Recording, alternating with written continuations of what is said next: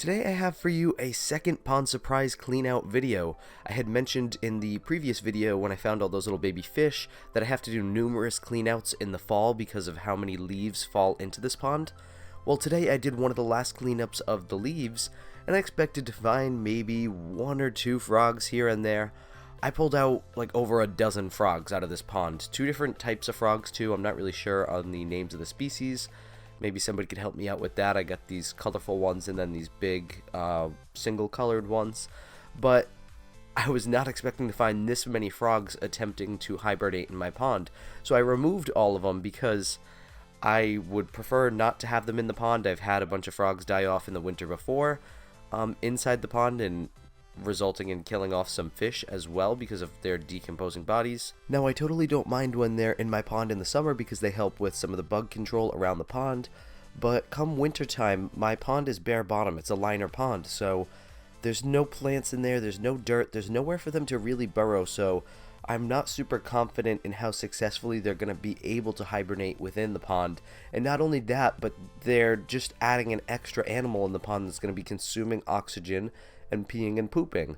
While minimal as it may be in the hibernation state, it's still an extra occupant in the pond that I'd rather not have. So I live very close to a large natural body of water, which is probably where they're all coming up from. So what I'm going to do is I'm going to just bring these all to the larger body of water. I do feel kind of bad because they seem like they're kind of mid-hibernation. They're very lethargic, but I'm going to bring them down there where they can actually successfully burrow in the mud and overwinter like they're supposed to. But what was truly the big surprise about this was I already pulled out like half a dozen frogs out of this pond.